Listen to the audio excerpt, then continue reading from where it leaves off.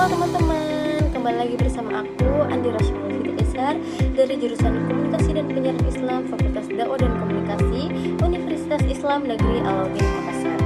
Nah teman-teman, di video tugas kali ini aku akan membahas tentang instruksi teknologi AI, jurnalisme, podcast, dan VR. Yuk teman-teman, simak video berikut ini. Nah teman-teman, pertama-tama aku akan membahas tentang AI dalam jurnalisme. AI memproses data cepat untuk berita seperti berita olahraga, keuangan, atau cuaca. Bahkan personalisasi konten berdasarkan preferensi mereka. Nah di Indonesia media seperti Kompas dan Tempo gunakan AI untuk analisis tren sosial media. Itu untuk meningkatkan efisiensi hingga 30%. Tapi ada tantangan dan etika di sini. Seperti base algoritma bisa mereproduksi stereotip dan risiko misinformasi tinggi. Survei Reuters 2025 menunjukkan hanya 12% orang nyaman dengan berita penuh AI. Tapi 43% orang akan setuju jika ada pengawasan manusia di sini.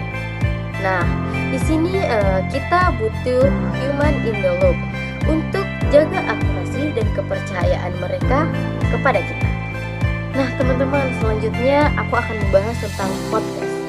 Medium audio yang revolusioner, AI tawarkan narasi mendalam, interaktif, dan jangkauan audiens yang luas, bahkan di daerah terpencil. Nah, di Indonesia, podcast seperti Bocor Alus Politik dari Tempo ungkap skandal politik, bangun kepercayaan lewat cerita panjang. Nah, di sini teman-teman ada tantangan kredibilitas dan misinformasi. Karena siapa saja yang membuat, tapi peluangnya sangat besar untuk menjadi lebih fleksibel, interaktif, dan monetisasi via iklan. Nah, yang terakhir nih teman-teman, ada VR.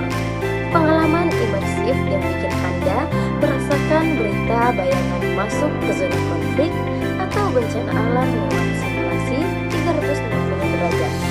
Media seperti BBC dan New York Times gunakan ini untuk tingkatkan empati hingga 43%. Nah, di Indonesia, VR bisa laporkan isu lokal seperti urbanisasi. Nah, adapun tantangannya yaitu memerlukan biaya yang tinggi dan risiko manipulasi.